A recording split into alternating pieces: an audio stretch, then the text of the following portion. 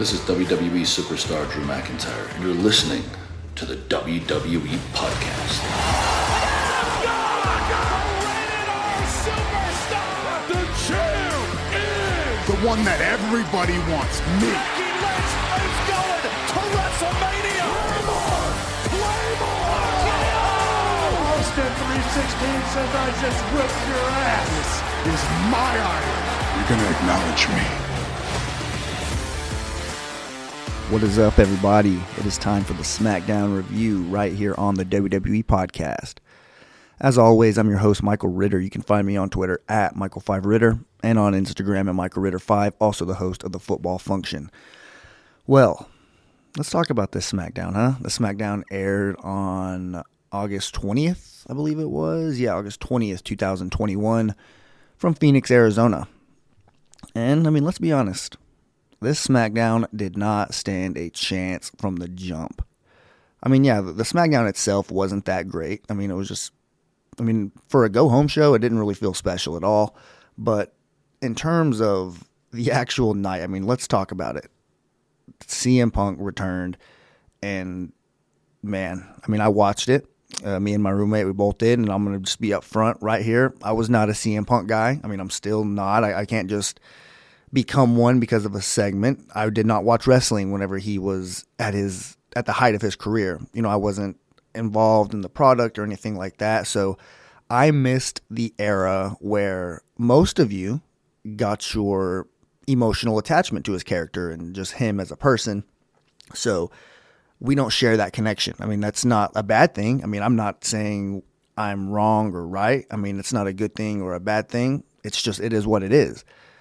So him returning didn't have that same feeling for me in terms of the build-up. I wasn't just absolutely losing my you-know-what for it. But having said that, I'm not delusional.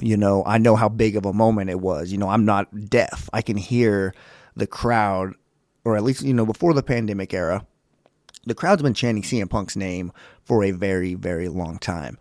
And that's, in my personal opinion, I feel like it became more than just strictly wanting to see him. Of course, that probably had a lot to do with it, knowing that, he's more than over with all of the fans. So, of course, you want to see him back. But I feel like the CM Punk chance ended up becoming more so a direct shot to creative and Vince. I don't really feel like that's a secret. I just think that the fans, that is, they know what buttons to push and what to say to get to Vince, and they know chanting CM Punk. You've seen wrestlers address that before whenever they've had their promos interrupted by fans chanting his name.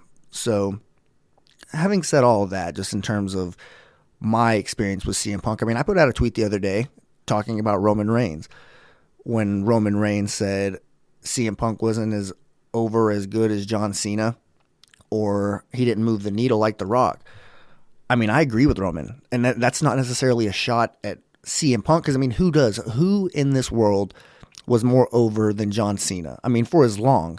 Keep that in mind. John Cena was over for a very long time, and the way he got over was such an organic way, just that natural build, and it's actually the blueprint for how you build a star. And in order to do it the right way. John Cena's up there with like Hulk Hogan and Ric Flair when you're just talking about true star power. And I know with his specific fan base, CM Punk is as well. They put him up there on Mount Rushmore. But just in terms of like the general WWE audience and just casual wrestling fans, no pun intended, for, just like around the world, everybody knows who John Cena is. He literally carried the company for 15 years. So yeah, I agree with Roman Reigns saying that CM Punk wasn't over or as good as John Cena. That's not a slight. Roman Reigns isn't as over or as good as John Cena. So that should tell you right there. There's a lot of people out there who are not on that level as John Cena. When you're talking about The Rock and moving the needle, last night might have proved Roman Reigns wrong on that part. Now, whenever he said it, you guys know The Rock is the most electrifying man in sports entertainment. He was the face of an era as well, along with Stone Cold Steve Austin.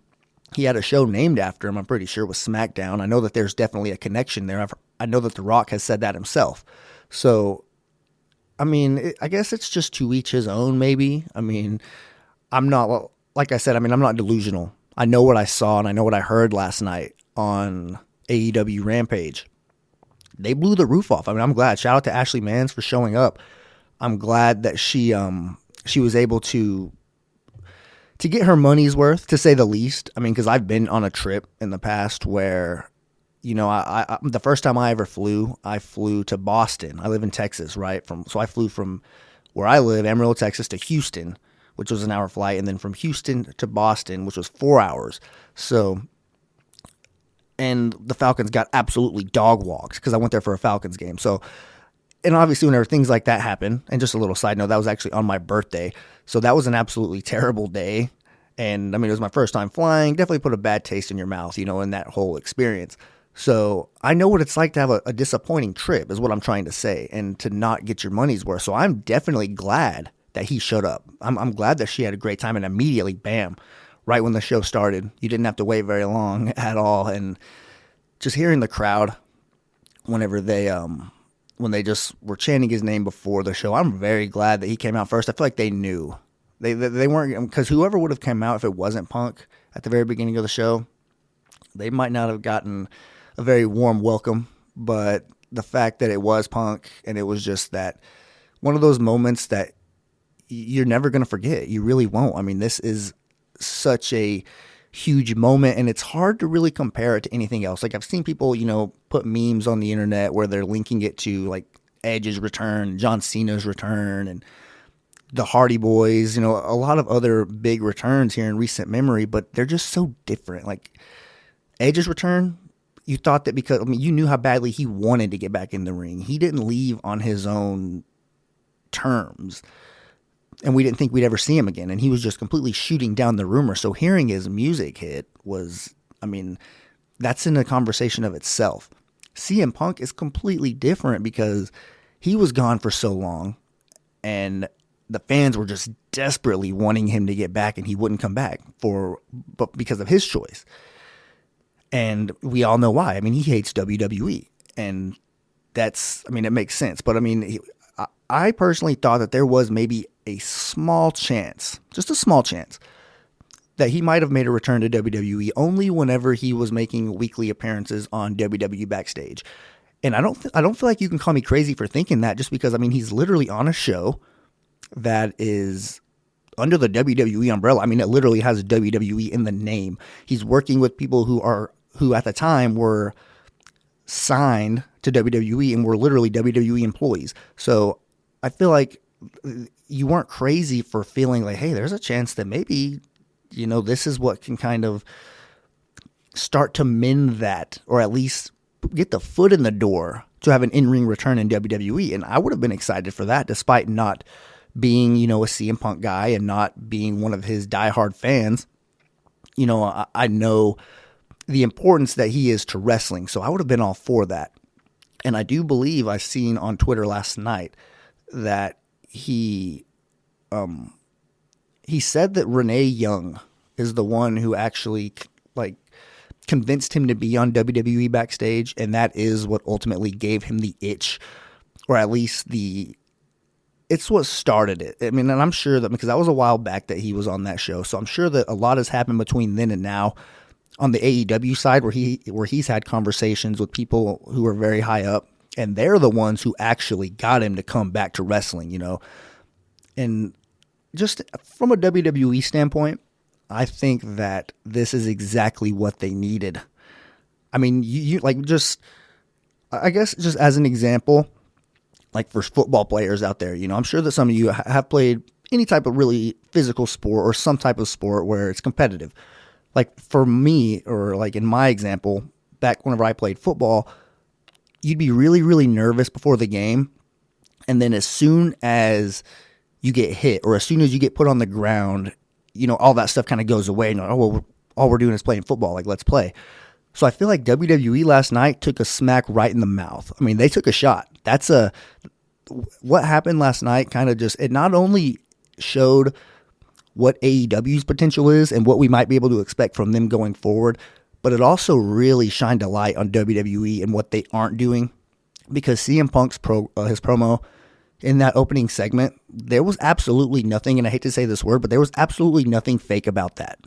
That was real. I mean, that was 100% from him, from the heart, and he showed people like me and people like, a lot of people that stopped watching wrestling like from the 2009 to 2012 era, and then they kind of started coming back. I mean, that's my story, and I've heard a lot of people actually kind of share that same timeline.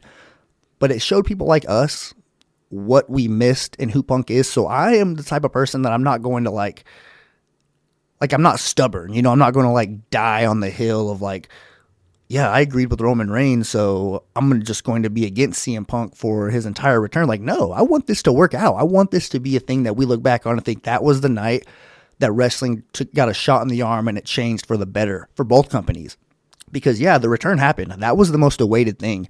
The promo happened where he addressed everything. Man, he's been gone for 7 years. What's he going to say? So, yeah, I mean, those two things they happened already, right? So now it's up to AEW to not drop the ball here.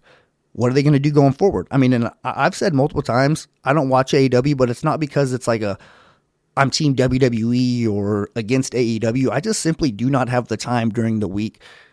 Whenever, like, I work outside and it's really, really hot during the day. Sometimes I don't get off very late. And obviously you dedicate 2 nights a week to Raw and SmackDown, but I have another podcast that I have to do as well.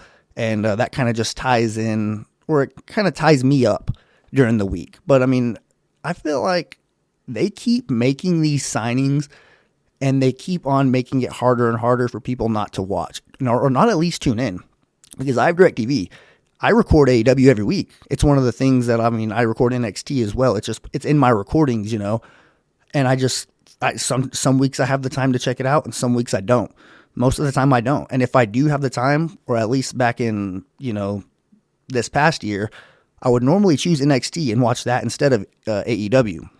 But we'll see, because I mean, NXT definitely, that's a story for itself, what they're going through right now. But just as far as AEW goes, I'm looking forward. And, shout out to Mimi Burr. She is the one who, she waves that AEW flag higher than anybody that I know.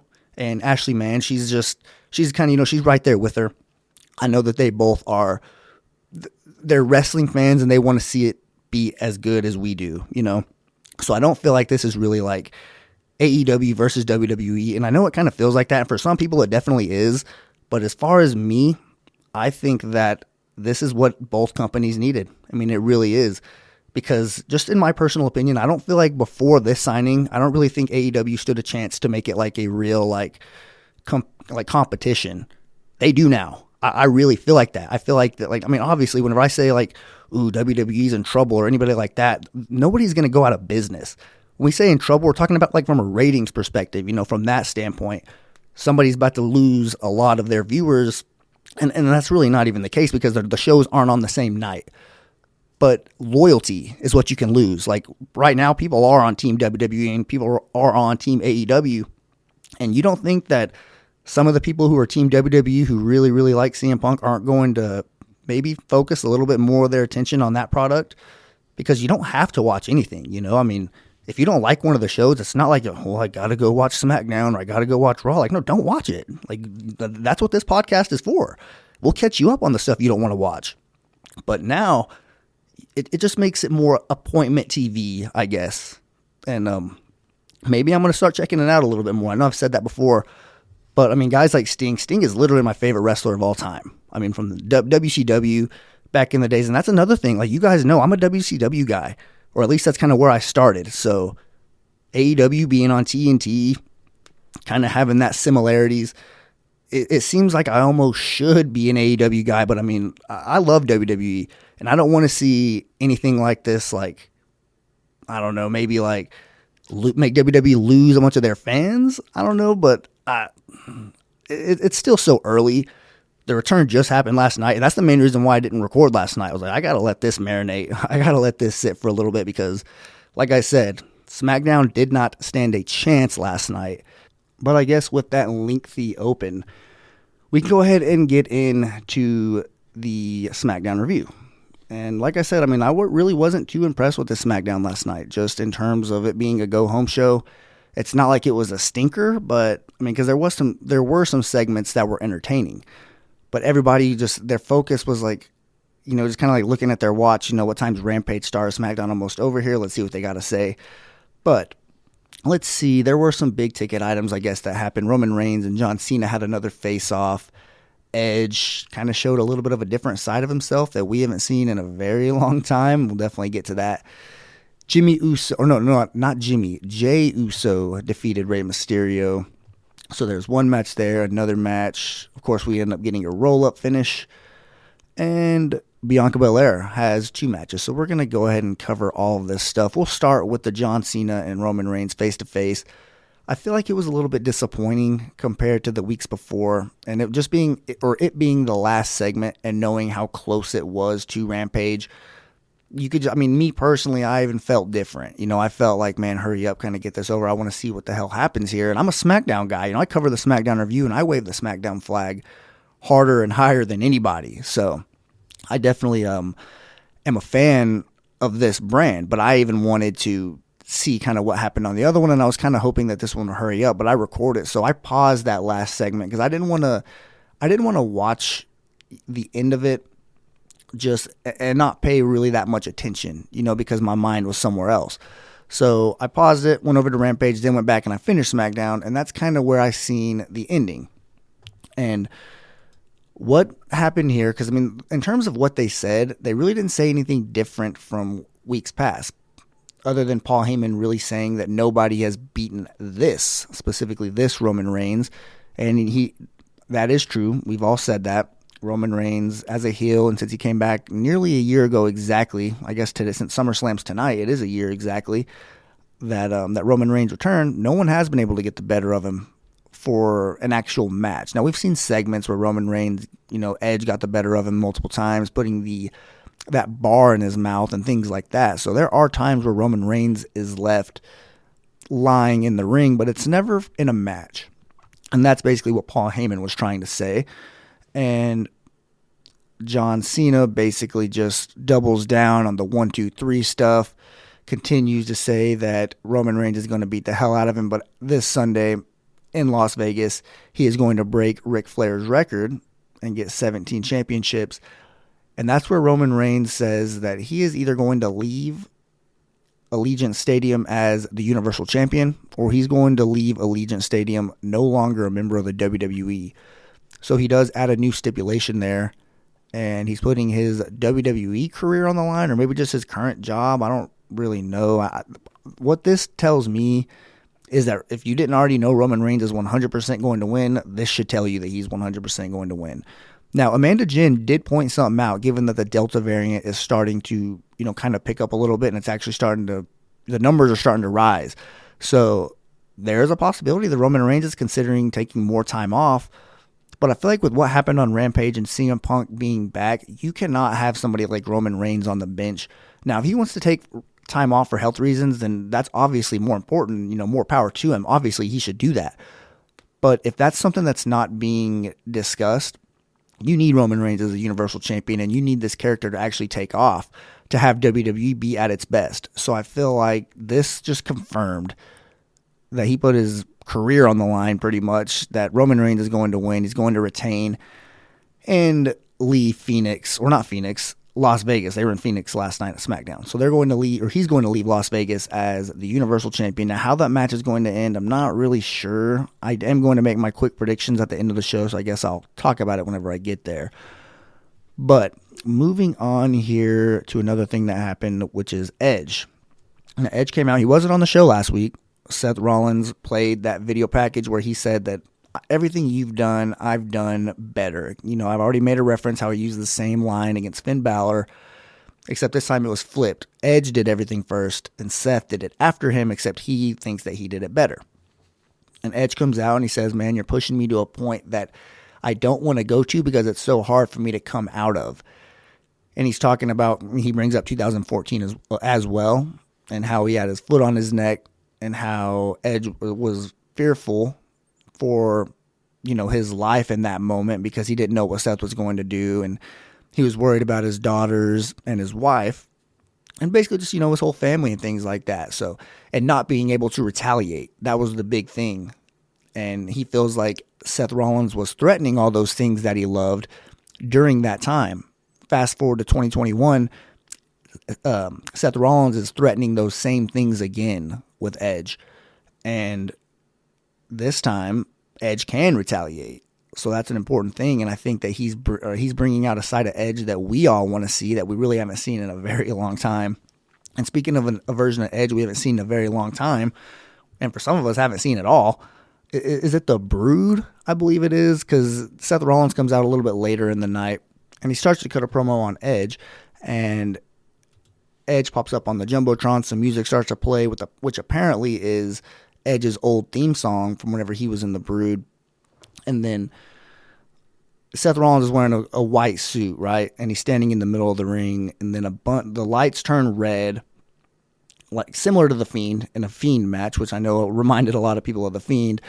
And then out of nowhere, a bunch of black goo or whatever just fell from the ceiling and completely covered Seth. This was wild to see, but other than that, it was kind of like, what the hell? I mean, I know that it's in reference to something that used to happen during a short stint in Edge's career back in the late 90s, but this just reminded me of Carrie. And every time something like this happens, that's what it reminds me of, the horror flick from, I think it might have been the 80s. I'm not exactly sure, but you guys all know what it is, the movie Carrie. Or at least some of you should. Definitely a horror movie. I know some of the older listeners definitely know what that is, but I don't know. I mean, like I said, I'm going to make my predictions here later in the show, but I really wasn't too impressed with this specific segment in this storyline with Edge and Seth Rollins. And I do like seeing this vicious, intense side of Edge, and I'm hoping that it translates in the ring and we see him just absolutely beat the hell out of Seth Rollins. But I guess we'll find out about that a little bit later tonight. Let's see. Now we're going to get to some of the other things that happened in the show. And like I said, I mean, the SmackDown wasn't that great of a SmackDown, and I don't want to sell it short, but I mean, like I said, it didn't stand a chance. So even looking at it from my perspective, it's kind of hard not to just call it what it is, and it just has a bad taste in its mouth, given what we all saw after SmackDown. So hopefully things change, and SmackDown gets back to being that consistently good and well put together show. But I guess we'll find out what they decide to do after SummerSlam and once the Superstar shakeup actually happens. But let's see. We get multiple matches here. One of them is Baron Corbin and Kevin Owens. Kevin Owens actually wins Baron Corbin wins via disqualification because Big E comes out and interferes and tries to get his Money in the Bank briefcase back. That doesn't work. Baron Corbin ends up running away with it again, so I don't expect Big E to cash in at SummerSlam. I know a lot of people have kind of talked about that being a possibility. Maybe Baron Corbin tries. I know we're going to see it. We're going to see some Baron Corbin segment with the Money in the Bank briefcase tonight on SummerSlam. I just don't know how or when it's going to happen, but you can definitely expect that it's going to happen. And just given that they let wrestlers come in and sign contracts that aren't for them for championship matches, I 100% know that they'll let somebody cash in the Money in the Bank briefcase because, hey, they got it. It's right there in their possession. Possession's 9/10 of the law if you want to look at it that way. So the briefcase technically is Baron Corbin's at the moment unless Big E can get it back. And that could be another scenario that happens tonight on SummerSlam is that Big E does get the briefcase back.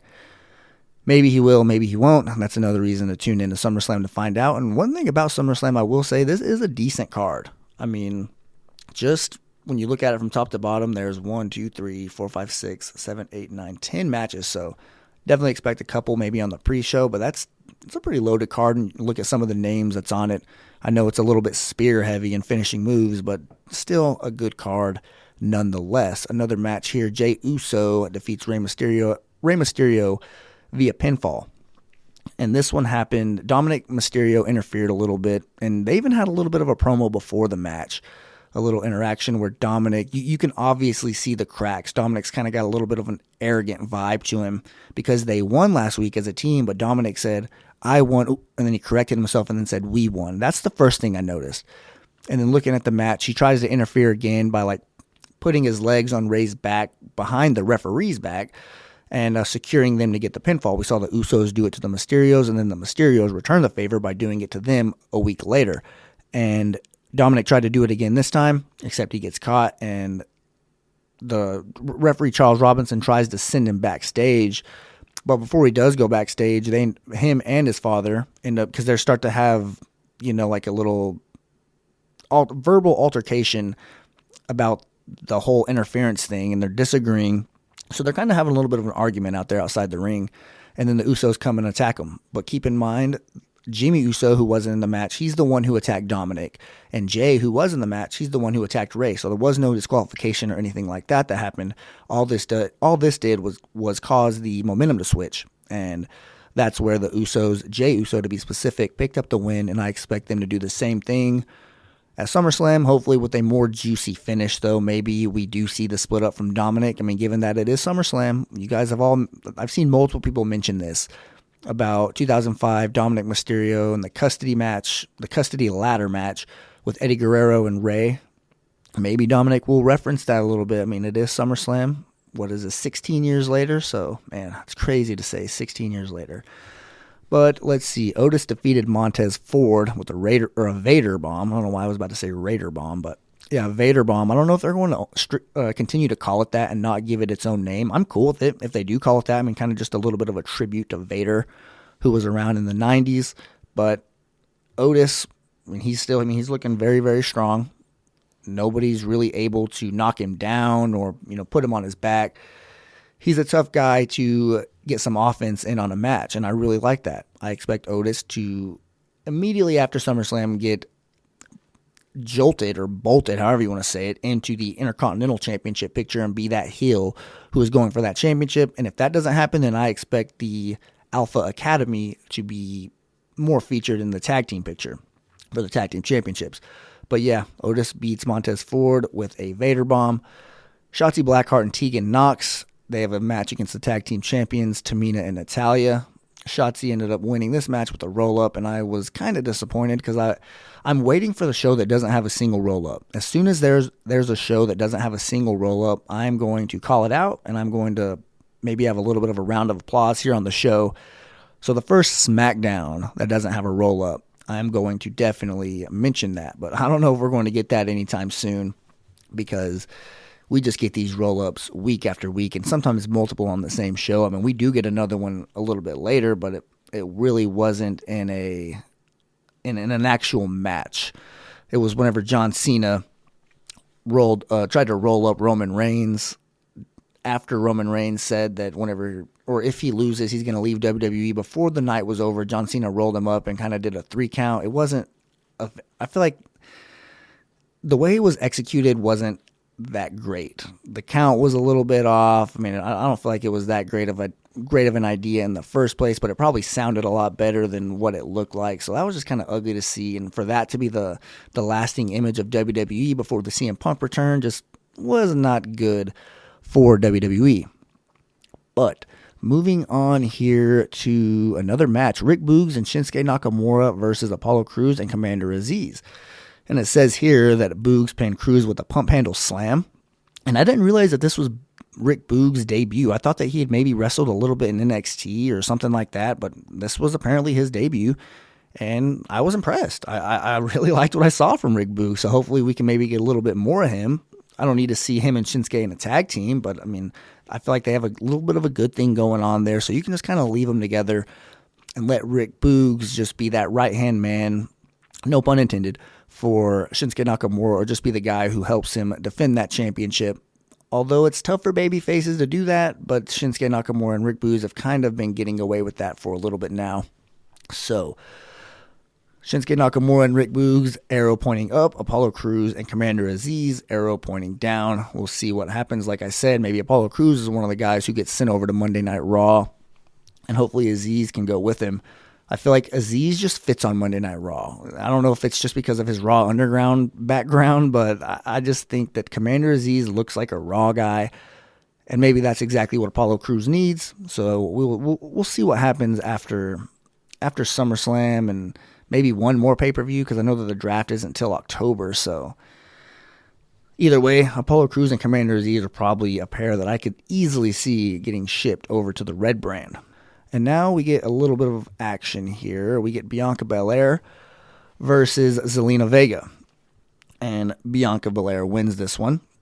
And then she had 2 matches. She fought Zelina Vega and Carmella, which seems to be the 2 women that she's been feuding with, along with Sasha Banks, for the entirety of her championship run, except for Bayley, of course. She had a nice little program with Bayley. But when you look at what she's been doing here lately, it's just Zelina Vega getting squashed and Carmella getting squashed. They both kind of won a championship opportunity, but now they're Sasha Banks' lackeys. It's kind of a weird situation, but I know Matt referenced a women's faction, and I hadn't thought about that up until that point, but that's actually a really good idea. And I'm glad that he mentioned it, because as soon as he said he couldn't remember the last one, I started thinking about, Paige, Becky, and Charlotte. And that kind of just made me want to see another one. I want to see, because when you look at what happened with that group, I don't know, they probably would have been stars anyway, but just look at Becky and Charlotte right now. So why not try get two more women who are at least somewhat established and have some legitimacy to their career and to their name. And I'm not saying that these two women have that, but I mean, you could throw them in a faction and see if maybe you can build a couple women stars. I'd be all for that. She wins because she fights Vega and Carmella, obviously, like I just said. She wins both of those matches with a kiss of death. So what can we expect here at SummerSlam? Bianca Belair, although Sasha Banks wasn't there, she was looking like the one who has the momentum, if you want to say, going into the match. And I know that's a word that you really can't use in this scenario, but excuse me, it's pretty clear that Bianca Belair isn't playing around anymore. She had a promo or a backstage interview with I almost said Charlie Caruso. That's weird. It was actually Caleb Braxton. Charlie hasn't been around for a while, and she was on Raw anyways whenever she was here. So I don't know why I was going to say Charlie, but she has an interview with Caleb Braxton, and they kind of discuss Sasha Banks. Bianca doesn't even want her name mentioned around her, so she's strictly business, and we'll see what happens. They had a match at Mania, and now they're about to have a match at SummerSlam, so 2021 is definitely, in terms of the SmackDown women's picture, kind of been headlined by these two women. I expect another great match from them tonight. So I guess on that note, since I'm already talking about the card, we can go ahead and get into my quick predictions here for SummerSlam. And I'm kind of going through these matches in the order of importance, in my opinion. So not in the order that I think that these are going to actually happen on the show or anything like that. This is just kind of the order that I'm looking forward to these matches and where I feel like they stack up, in my opinion. So up first, Alexa Bliss and Eva Marie. I'm going to say right now, if Eva Marie, tonight's her last chance, in my opinion. If she does not have a real, straight up, bell-to-bell, wrist lock, actual elbow and collar lockup, I want to see an actual technical match from Eva Marie. I want to see what she got. I want to see if she's even cut out for this, because we don't know. Right now, my answer is hell no. I do not think she is. Yeah, she's extremely attractive. That's awesome. Well, there's about 20 other women in the company who are equally as attractive as you. So that's kind of out the window right there. I want to see what Eva Marie can do in the ring. So if we have another little thing where, because Doudrop is involved, Doudrop is going to be at ringside. So if we have another match where Doudrop is the one who has to wrestle Alexa Bliss, then I'm going to be completely off on Eva Marie, and I'm out on that. So we'll see what happens there. But my pick on this is Alexa Bliss.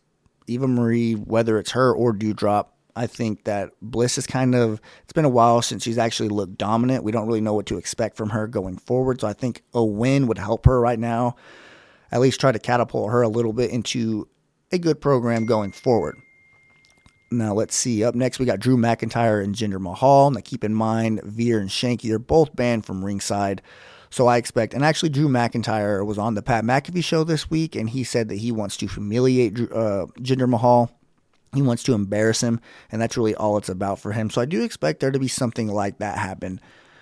This is usually, when you're talking about humiliating somebody on a big stage, this seems like a hair versus hair stipulation. I know it's not, but when you're talking about embarrassing somebody, I know that Molly Holly and Victoria had one at WrestleMania 20, I think. That's when it was, but I know that was a good stipulation. We haven't really heard of a hair versus hair since Mandy Rose and Sonya Deville teased that they were going to do one, but ended up falling through and we didn't get that. I don't know who chickened out, but one of them did. My guess is Sonya Deville. But anyways, let's see. I do think Drew McIntyre is going to win this match very, very quickly, and I don't think Jinder Mahal is going to have a very big chance at all. Now let's get to some of these championship matches. Usos versus Mysterios for the SmackDown Tag Team Championships. The Usos are definitely going to win. There's no reason to take those championships off of them right now. They are the best tag team in the company, Raw and SmackDown, so I feel like they definitely deserve to have these championships. It's just all about the Mysterios here. Are they going to self-implode? Are they just going to get beat straight up? Is it going to be Dominic's fault? That's something that I'm looking forward to. I feel like this match doesn't, because the Usos have been on the pre-show way too many times. We need, if any matches get put on the pre-show, and I know that they don't want to see RK Bro on the pre-show, so let's see. It's really tough to actually decide. I mean, honestly, I don't know which matches you could put on the pre-show, but because, I mean, all these matches feel somewhat important, or at least that they deserve the crowd. I mean, honestly, if you're asking me, McIntyre and Mahal is the match that I feel like, McIntyre and Mahal and Bliss and Eva Marie. If you were to put those two matches on the pre-show, I wouldn't complain at all. But let's see. Continuing on here, like I said, I do expect the Usos to win that match. Now moving on to the Raw Tag Team Championships, RK Bro and AJ and Omos. Give me RK Bro. I don't know how it's going to happen, but you got to get the belts on these guys and let them just go on a rampage on Monday Night Raw and see what happens going forward. I know I just said rampage. Definitely didn't mean to do that there. But another match here, United States Championship, Damian Priest versus Sheamus. The only reason why I want Priest to win is because I'm kind of over the whole Sheamus not defending the title. Now, we've all talked about the whole fighting champion thing and how most champions just feel obligated to be a quote-unquote fighting champion and defend their championship against anybody. Sheamus was like the complete opposite of that. He's like, yeah, I'll fight you, but you're not getting a shot at my championship. You got to earn it. And I thought that was really great stuff to an extent. Now it's just at the point where he is refusing to defend the championship, and he's only done it like one time since WrestleMania or something like that. I know it's some crazy stat, so that's weird, but I think that Priest is going to get this championship. Might not be a long run for him as U.S. champ, but we'll see. I don't think that Sheamus is going to win this match. So that is, so far, 2 title changes that I think is going to happen. SmackDown Women's Championship. I think Bianca is going to win. I know that there's reasons for Sasha to win, and it makes sense for Sasha to win. This is the match that I'm actually very torn on, but my pick right now is going to be Bianca Belair. I think they're going to have her retain her championship and maybe hold it for a little bit longer here.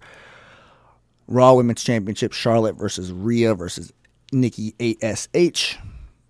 I mean, Charlotte, I guess. I mean, it's just going to be another number on Charlotte's title reign that we're going to look back on and see that she's had, I don't even know what this would be, like 13, I think, maybe 12. I don't know. She's had a lot, but this is definitely prime Becky Lynch return. And I don't know. That's a main event return right there. That's something as the show is going off the air, but we'll see.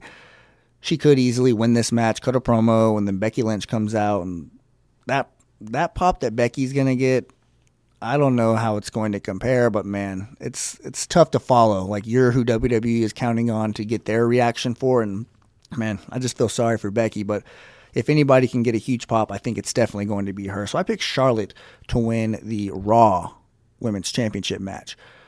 Moving on here to Seth Rollins and Edge. I think Edge gets this win. I mean, he really hasn't shown, or he hasn't gotten the best of somebody yet. He's come back and he's had a lot of good promos, but I think this is the match that he can win, and I don't think it'll really hurt Seth Rollins because Edge needs some credibility here in this return. Yeah, he won the Royal Rumble. He's been thrusted into the Universal Championship picture, but this is a program that has been 7 years in the making, and I just feel like it makes sense for this to be the program that Edge wins and maybe takes a little bit of time off. We'll see. I don't know if he'll just go immediately into another one. This would be the 3rd program that he was just immediately in, so I think that maybe we can see Edge win this match and then kind of go off into the sunset for a little bit, maybe come back around Rumble time, Survivor Series, somewhere around there.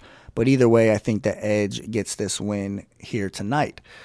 We have 2 more matches here. Goldberg versus Lashley for the WWE Championship. This match is going to be very quick. I do think Lashley gets the win. If Goldberg wins, I don't know what the hell to say. I don't think it makes sense. I think that the only thing that really makes sense is having Lashley go through Goldberg and then eventually run into Brock Lesnar.